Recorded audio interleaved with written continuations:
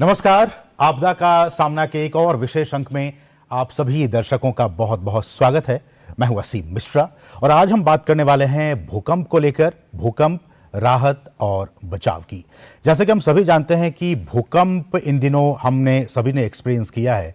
इसके पीछे क्या कुछ कारण हैं और खासकर जब हम इस कार्यक्रम में हम बात करेंगे तो भूकंप को लेकर, भूकंप के बाद क्या कुछ व्यवस्थाएं होनी चाहिए, इस प्राकृतिक आपदा का सामना करने के लिए भारत, यहाँ की जो तकनीक है वो कितना तैयार है। हम इन तमाम विषयों पर बातचीत करेंगे और जानने की कोशिश करेंगे कि भारत क्या इस प्राकृतिक आपदा को लेकर कितना तैयार है, कितना संजीदा है और हमारे जो तमाम जो स्टेक होल्डर्स हैं वो इसको लेकर कितने मजबूती से इस प्राकृतिक आपदा को सामना करने के लिए कितने मजबूती के साथ खड़े हैं।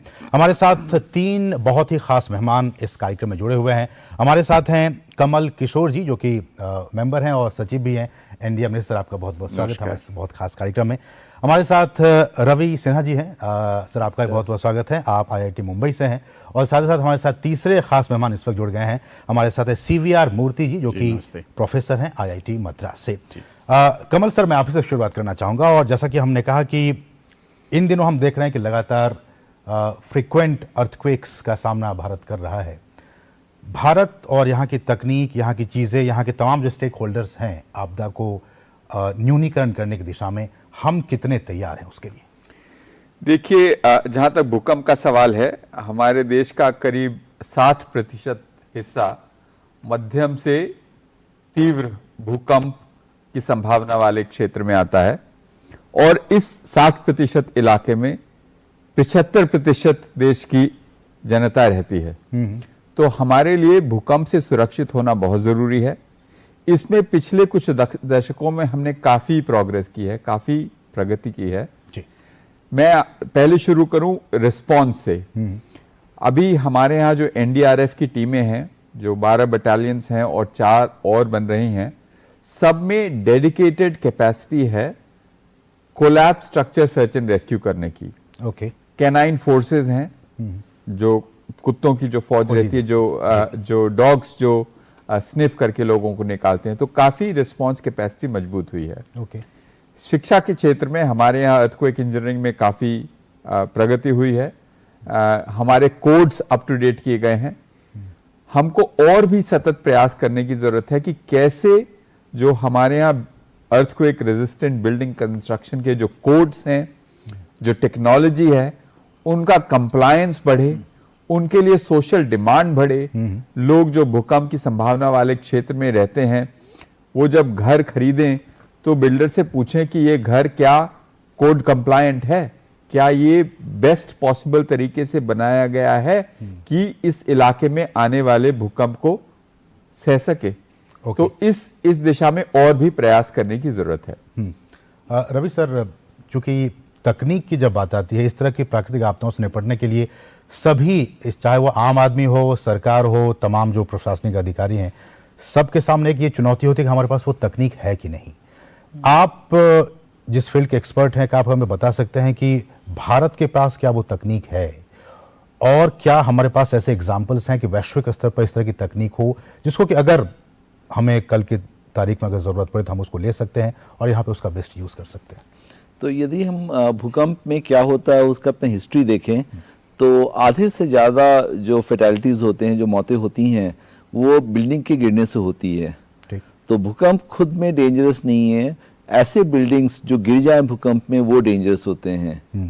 तो यदि आधी से ज़्यादा यहाँ पे मौतें होती हैं भूकंप के बिल्डिंग गिरने से, तो सबसे बड़ी प्रायोरिटी हो जाती है कि बिल्डिंग ऐसी बनाई जाए जो कि भूकंप में नहीं गिरे, भूकंप रोधक बिल्डिंग हो। और इसके दो पैमाने होते हैं। एक तो है कि इंडियन स्टैंडर्ड्स है, ब्यूरो ऑफ इंडियन स्टैंडर्ड्स ने इंडियन स्टैंडर्ड्स इशू किया है हर तरह के बिल्डिंग के लिए कि उसको भूकंप अवरोधी कैसे बनाएं। वो कंक्रीट की बिल्डिंग और स्टील की बिल्डिंग के लिए तो है ही, वो ईंट की बिल्डिंग के लिए भी है, वो मिट्टी की बिल्डिंग के लिए भी है, वो पत्थर की बिल्डिंग के लिए भी है। तो हर तरह की बिल्डिंग के लिए क्या तकनीक इस्तेमाल करना है और कैसे बनाना है ताकि बिल्डिंग ऐसी नहीं हो कि वो लोगों के ऊपर गिर जाए। उसकी टेक्निक है और वो टेक्निक SOP हमारे पास है। लेकिन दूसरा है कि उसको हम कैसे अमल करें। उसके लिए लोग चाहिए जो ट्रेंड हैं और जितने अभी ट्रेन लोग हैं वो पर्याप्त नहीं हैं, उनसे ज़्यादा की ज़रूरत है और उसमें बहुत ज़्यादा आगे जाकर काम करने की ज़रूरत होती है। नहीं, आपका कहना है कि लोग नहीं है या फिर तकनीक नहीं है हमारे पास, उस और भी उन्नत तकनीक की हमें ज़रूरत है, फिर उस हिसाब से ह्यूमन रिसोर्स की ज़रूरत अभी क्या है कि जो तकनीक है वो पर्याप्त है लोगों की जान बचाने में, लेकिन वो तकनीक जो है अभी जो वर्ल्ड में जो लेटेस्ट टेक्नोलॉजीज हैं और लेटेस्ट टेक्निक्स जो होता है उसके हिसाब से यदि हम अपने टेक्निक देखें तो वो पुराने हैं, उसके चलते वो ज़्यादा एक्सपेंसिव होते हैं। Okay. और वो ज़्यादा मेहनत लगती है उसको इम्प्लीमेंट करने में। तो नई टेक्निक भी हमें लाने की ज़रूरत है ताकि कॉस्ट कम किया जा सके, इफेक्टिवनेस बढ़ाया जा सके, लेकिन अभी जो टेक्निक है उसको भी इम्प्लीमेंट ज़्यादा अच्छे से करने की ज़रूरत है। ठीक है मूर्ति सर, यही सवाल जैसा कि रवि सर ने कहा कि हमारे पास तकनीक की भी कमी है, लेकिन जो तकनीक अभी हमारे पास है उस हिसाब से क्या हमारे पास ट्रेंड इंजीनियर्स हैं, क्या हमारे पास ट्रेंड आर्किटेक्ट्स हैं? अब चूंकि संवेदनशील इलाके हम जानते हैं कि 5 भागों में डिवाइड किया गया है, उन इलाकों में जो स्ट्रक्चर्स बन रहे हैं क्या उनके आर्किटेक्ट को उनकी इस बात की जानकारी है कि किस तरह की बिल्डिंगें यहाँ होनी चाहिए? क्या वहाँ जो इंजीनियर्स बना रहे हैं क्या उन्हें जानकारी है? आपका क्या इस पर कहना है? जी, आज के तारीख में हमारे साथ कुछ 4000 इंजीनियरिंग कॉलेज हैं, जिसमें 600 इंजीनियरिंग कॉलेज ऐसे हैं, 6 से 800 इंजीनियरिंग कॉलेज जिसमें सिविल इंजीनियरिंग की शिक्षा दी जाती है। ऐसे ही कुछ 4 से 600 आर्किटेक्चर कॉलेजेस हैं जिसमें निर्माण के विषय में सिविल आर्किटेक्चर में भी सिखाया जाता है जी। लेकिन जो करिकुलम है उसमें भूकंप के विषय में बहुत कम मात्रा में सिखाई जाती है स्टूडेंट्स को। तो ये कहना ज़रूरी है कि आज की तारीख में हमारी जो ग्रेजुएट्स हैं उनकी जो जानकारी है डिज़ाइन के विषय में, भूकंप में निर्माण कैसे बर्ताव करेंगे, ये कम है और हमें इसको फॉर्मली लाना चाहिए। आने वाले समय में हमें शिक्षा के विषय में हमें और दबाव देना है और जो अंडर ग्रेजुएट एजुकेशन है उसमें जो मिनिमम जो बातें हैं जो डिज़ाइन की ओर जाते हैं वो उसमें डालना चाहिए। ये ज़रूरी है बोथ सिविल इंजीनियरिंग के सब्जेक्ट्स में और आर्किटेक्चर के सब्जेक्ट्स में, दोनों में हमारी अभी बहुत काम बाकी है। इसके लिए हमारे पास शिक्षक ज़रूरत है, वो शिक्षक जो इस विषय को जानते हैं उसमें बड़ी मात्रा में कमी है आज भी। ओके। तो हम चाहेंगे कि पहले करिकुलम लगाने से पहले हम शिक्षक को तैयार करें, फिर उसके बाद करिकुलम लागू करें और फिर डिग्री प्रोग्राम में ये शिक्षा दी जाए। बहुत ही महत्वपूर्ण बातें आपने कही कि हमारे पास वो सारी चीज़ें हैं, तकनीक हैं, लेकिन क्या हमारे जो इंजीनियर्स हैं, क्या जो हमारे आर्किटेक्ट्स हैं, क्या वो उस हिसाब से उनको बताया गया है, क्या उन्होंने उस बात की शिक्षा ली है कि अगर इस तरह की चीज़ें होती हैं तो वो किस तरह से अपने आप को वो हेल्प कर सकते हैं, या फिर इस तरह की बिल्डिंगें जब बन रही हो तो उनका क्या कुछ रोल हो सकता है? ये काफ़ी महत्वपूर्ण बातें हैं। चूँकि कमल सर भी यहाँ बैठे हुए हैं, इंडिया में कोई रिप्रेजेंट कर रहे हैं, इनसे हम बातचीत करेंगे आगे और जानेंगे कि किस तरह की चीज़ें, और जैसा कि हमारे जो एक्सपर्ट्स कह रहे हैं कि उन इंजीनियर्स को और भी दक्षता उन्हें बढ़ाने की ज़रूरत है, उन आर्किटेक्ट्स को बढ़ाने की ज़रूरत, ताकि इस तरह की जब आपदाएं आएँ तो हम उन्हें कम से कम उनका न्यूनीकरण कर सकें। हम इस पर आगे बातचीत करेंगे, लेकिन यहाँ रुकें एक छोटे से ब्रेक के लिए। आप देखते रहिए डीडी न्यूज़। अत्याधिक ठंड जानलेवा हो सकती है। सर्दियों में स्वस्थ रहने की तैयारी करें। शीतलहर के दौरान अखबार, रेडियो, टीवी और मोबाइल पर दी गई चेतावनी से सजग रहें। भोजन, पानी और अन्य आवश्यकताएं संग्रह करके रखें। पशुओं के लिए पर्याप्त चारे का संग्रह करें। ठंड में बाहर जाना कम करें और गर्म स्थान में रहें। शरीर की गर्मी बनाए रखने के लिए सिर, गला, हाथ और पैर ढकें। मुंह ढकने से फेफड़े सुरक्षित रहते हैं। गीले कपड़े जानलेवा हो सकते हैं, तुरंत बदलें।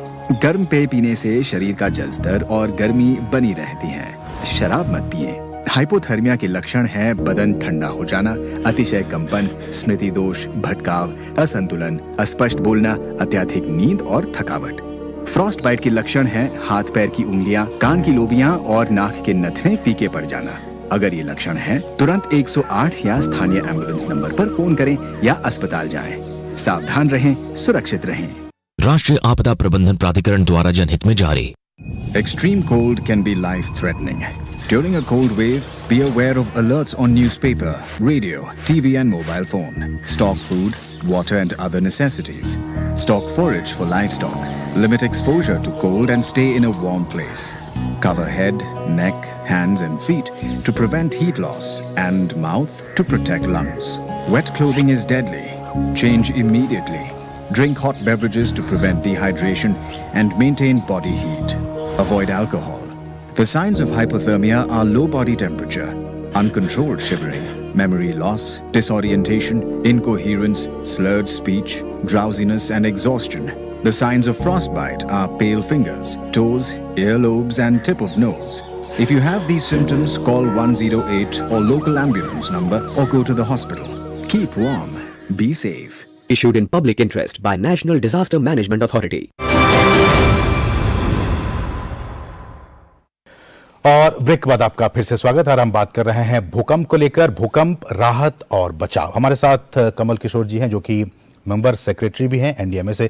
कमल सर, जैसा कि बीआर मूर्ति सर ने कहा कि हमारे पास ठीक है तकनीक है, हमें और भी उसमें अपग्रेड करने की ज़रूरत है, लेकिन जो टीचर्स हैं, जो आर्किटेक्ट्स हैं, जो इंजीनियर्स हैं, उन्हें आज की परिस्थिति के हिसाब से, सिस्मिक जोन्स के हिसाब से, सिस्मोलॉजी के हिसाब से क्या उन्हें और भी ट्रेंड करने की ज़रूरत है? जी बिल्कुल। आज आपके कार्यक्रम में हमारे साथ दो देश के जाने माने शिक्षाविद जुड़े हैं जो भूकंप अभियांत्रिकी के क्षेत्र में पिछले 25-30 सालों से काम कर रहे हैं। और जो बात प्रोफेसर साहब ने उठाई वो एकदम मैं उससे सहमत हूं और इस दिशा में सरकार एनडीएमए काफ़ी काम कर रही है। पिछले 3 वर्षों से आईआईटी बॉम्बे के साथ प्रोफेसर रवि सिन्हा की टीम के साथ हमारा एक प्रोग्राम है जिसमें हम अर्थक्वेक रिसोर्स मटेरियल तैयार कर रहे हैं। खाली एलिट इंजीनियरिंग कॉलेजेस के लिए नहीं, सबके लिए, जिससे कि सारे सिविल इंजीनियर्स उनको बेसिक नॉलेज कम से कम हो अर्थक्वेक इंजीनियरिंग के बारे में। और जैसा कि प्रोफेसर मूर्ति ने कहा कि खाली रिसोर्स मटेरियल बनाने से काम नहीं बनेगा, हमें शिक्षक भी तैयार करने होंगे। तो वो प्रोग्राम रिसोर्स मटेरियल्स तैयार हैं और अभी शिक्षकों का प्रशिक्षण कि वो अर्थक्वेक इंजीनियरिंग के बारे में अंडर ग्रेजुएट कोर्सेज में कैसे पढ़ाएं, ये चालू किया जा चुका है और हम इसको और भी अगले अच्छे स्केल तक ले जाना चाहते हैं। अभी सर एक रिपोर्ट कुछ साल पहले आई थी, मैं उस रिपोर्ट का जिक्र करना चाहूंगा। एनडीएमए ने ही करवाई थी और आईआईटी हैदराबाद के सहयोग से अर्थक्वेक डिजास्टर रिस्क इंडेक्स इसको जारी किया गया था, प्रकाशित हुई थी ये रिपोर्ट। इस रिपोर्ट में ये कहा गया कि देश के जो 56% जो एरिया है, जो क्षेत्र हैं, वहाँ लगभग 82% आबादी जो है वो निवास कर रही है और ये तमाम आबादी जो है वो बड़े भूकंप के प्रति काफ़ी संवेदनशील है। ऐसे में कपिल सर, जब हम कह रहे हैं कि 56% ऐसे क्षेत्र हैं जो काफ़ी संवेदनशील हैं और इस तरह के इलाकों में रहते हैं, यहाँ के लोगों के लिए, चूँकि आप एनडीएमए से जुड़े हुए हैं, यहाँ पे अभी जिस तरह से लोग घरों का निर्माण कर रहे हैं, इस रिपोर्ट के आने के बाद से क्या सरकार की तरफ से, एनडीएमए की तरफ से उन लोगों को भी जागरूक करने की कोशिश की गई कि आप जिस मटेरियल का इस्तेमाल बाकी इलाकों में हो रहा है, मैदानी इलाकों में हो रहा है या फिर जो संवेदनशील क्षेत्र नहीं है वहाँ हो रहा है, क्या वही टेक्नोलॉजी आप भी इस्तेमाल करें या फिर आपकी टेक्नोलॉजी कुछ अलग होनी चाहिए? जी, इस विषय में एनडीएमए बहुत काम कर रहा है और जो संस्थान हैं भारत सरकार के, राज्य सरकारों के, इस विषय में काफ़ी काम कर रहे हैं। मैं 2-3 चीज़ों का उल्लेख करना चाहूँगा। एक तो जन साधारण में ये जागरूकता बढ़ाने के लिए कि अगर आप भूकंप की संवेदनशीलता वाले क्षेत्र में रहते हैं तो आपको किन किन चीज़ों का ध्यान रखना है मकान बनाते या बनवाते वक्त। तो इसके लिए एक होम ओनर्स गाइड एनडीएमए ने कुछ समय पहले जारी की है। इसके अलावा जो कोड्स हैं, हमारे बिल्डिंग कोड्स हैं, उसको कैसे एक साधारण भाषा में, यूजेबल भाषा में, एक एवरेज इंजीनियर जो लोकल लेवल पे काम करता है उसके लिए उसको यूजेबल कैसा बनाया जाए, इस पे काम किया गया है।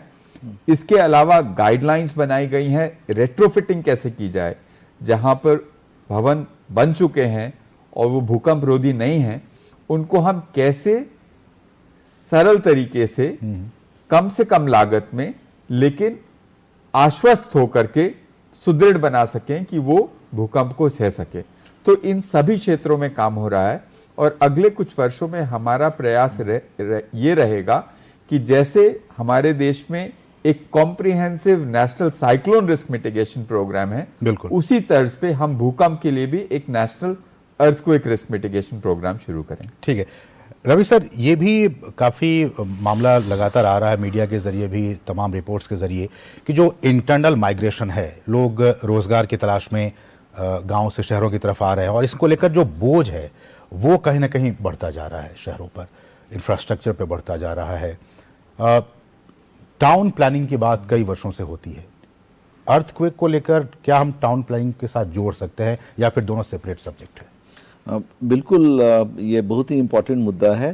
भारत की यदि हम अर्बन या शहरी पॉपुलेशन देखें तो अभी 1/3 के करीब है भारत की पॉपुलेशन का, वो 2040 तक आधा हो जाएगा और ये बहुत तेज़ी से बढ़ रहा है। और जो लोग शहर में आ रहे हैं वो ऐसे इलाके में अपना मकान बना रहे हैं, ऐसे इलाके में आके बस रहे हैं जहाँ की सुविधाएं बहुत कम है। तो हर तरह की तकलीफ रहती है। उसमें एक तकलीफ ये भी होती है कि जैसे मकान वो बना रहे हैं, इसलिए नहीं कि उनके पास साधन की कमी है, इसलिए चूंकि उनके पास नॉलेज की कमी है। तो ऐसे मकान बना रहे हैं जो कि यदि थोड़ा सा और मेहनत किया जाता तो वो भूकंप अवरोधी होता। आप जो कह रहे हैं कि लोग आ रहे हैं और ऐसी जगह घर बना रहे हैं, क्या आपको लगता है कि यहाँ पे इस पॉइंट पे जो म्यूनिसिपल कॉर्पोरेशन है, नगर निगम है, उनकी भी कोई जिम्मेदारी है?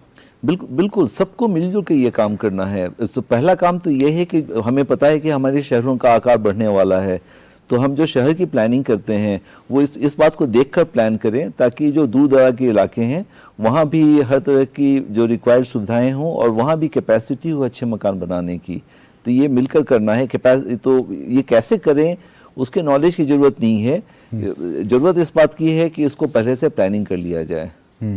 ऐसे में मूर्ति सर, जो कैपेसिटी बिल्डिंग की बात आपने की, अब जो स्थितियां परिस्थितियां हमारे सामने हैं, कुछ लोग बहुत डरे हुए हैं जोशीमठ को एग्जाम, हालांकि जोशीमठ का मामला कुछ अलग है, लेकिन जोशीमठ से पहले हमने देखा कि दिल्ली एनसीआर में लगातार फ्रिक्वेंटली अर्थक्वेक्स आ रहे थे, छोटे लेवल पे आ रहे थे लेकिन वो आ रहे थे। लोग काफी डरे हुए हैं, उनको लगता है कि पता नहीं भविष्य में कुछ बड़ा कोई संकट ना आ जाए। ऐसे में हमारे जो संस्थान है, तकनीकी संस्थान है, IITs हैं, उनका क्या कुछ रोल हो जाता है कि वो किस तरह से आगे आएं, सरकार के सामने आएं, बताएं, लोगों के सामने आएं, बताएं और कहें कि इस तरह से चीज़ें आप कीजिए तो आप जोखिम जो है वो कम कर सकते हैं? जी, तो इसमें दो हिस्से हैं, जवाब में दो हिस्से हैं। पहली बात है कि जो हम डिग्रीज दे रहे हैं, एजुकेशन, टेक्निकल एजुकेशन दे रहे हैं, उसमें भूकंप के विषय जोड़ा जाए और ग्रेजुएट्स को सशक्त किया जाए कि वो भूकंप के बारे में, भूकंप के से बचने के लिए जो डिज़ाइन है, भूकंप अवरोधक निर्माण, वो सीखें। वो पहली बात। दूसरी बात, जो इंजीनियर आर्किटेक्ट आज नौकरी कर रहे हैं, आज एम्प्लॉयमेंट में हैं, उनका भी नॉलेज बढ़ाने की ज़रूरत है। इसे कहते हैं कंटिन्यूइंग एजुकेशन। जो डिग्री ले रहे हैं वो एजुकेशन है और ये कंटिन्यूइंग एजुकेशन है। अब तीसरा विषय एक बनता है शोध का। जैसे एस्टैब्लिश्ड इंस्टीट्यूट्स हैं, IITs और NITs, इनमें शोध होना चाहिए कि भाई अभी जो निर्माण है उसमें क्या खामियां हैं और वो जो अनसेफ प्रैक्टिसेस हैं उसको करस्पॉन्डिंग म्यूनसिपल कॉरपोरेशन से और गवर्नमेंट्स को इन्फॉर्म करना है कि भाई आपके बायलॉज जो उपनियम हैं उनको बदलें आप।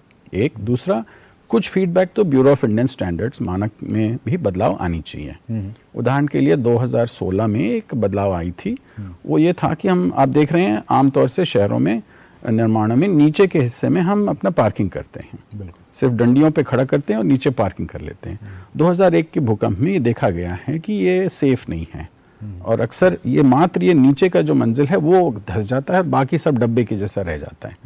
2016 में नियम जब बदले गए तो उसमें एक प्राविधान डाला गया था जिससे ये हुआ कि उस पहली मंजिल की जो मजबूती है वो बढ़ाया जाए। और इससे आज हम पार्किंग भी कर सकते हैं और निर्माण भी सुरक्षित रहेगी भूकंप में। कहने का मतलब कि जो मल्टी स्टोरी बिल्डिंग आप बना रहे हैं, हाँ, जो फर्स्ट मंजिल है वो काफी मजबूत बना है। नहीं, जब आप पार्किंग के लिए दीवारें सारे निकाल देते हो तो वो कमजोर हो जाती हैं। सारे दीवार जब निकालोगे तो हमें कुछ और डालना पड़ेगा, नहीं तो फिर वो मात्र वो मंजिल जो है कमजोर हो जाती है। इसलिए कंक्रीट की दीवारें हम रेकमेंड किए थे, जो डिजाइन करके जितना उसमें साइज चाहिए, कितनी रीइंफोर्समेंट चाहिए, स्टील चाहिए, वो हो सकता है, उससे डिज़ाइन अच्छी तरह से हो सकता है। ओके कमल सर, चूंकि इतनी सारी बातें हो रही हैं, NDMA की तरफ जब भी इस तरह की आपदाएं आती हैं लोग NDMA NDRF की तरफ देखते हैं और एक ईश्वर का भी कहते हैं कि अब ये हमारे ईश्वर के दूत आ गए, अब हमें बचा ही लेंगे। और हमने देखा भी है, अभी जो एक रिपोर्ट आई और मैं आपको मुबारकबाद देना चाहूँगा, क्योंकि अभी बीते दिनों ही एनडीआरएफ के स्थापना दिवस भी था, उसमें भी कई सारे कार्यक्रम आयोजित किए। उसमें ये रिपोर्ट आई कि बीते जब से इसकी स्थापना हुई है 2006 से 17 वर्षों में एनडीआरएफ ने लगभग 1.5 लाख लोगों की बहुमूल्य जिंदगियां बचाई हैं।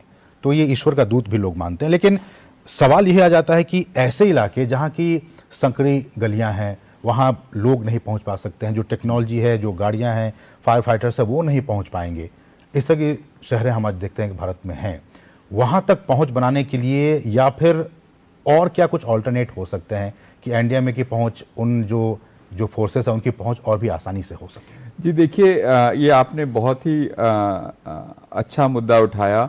एनडीआरएफ ने तो वाकई बहुत अच्छा काम किया है, और आपदाओं में भी और भूकंप में भी।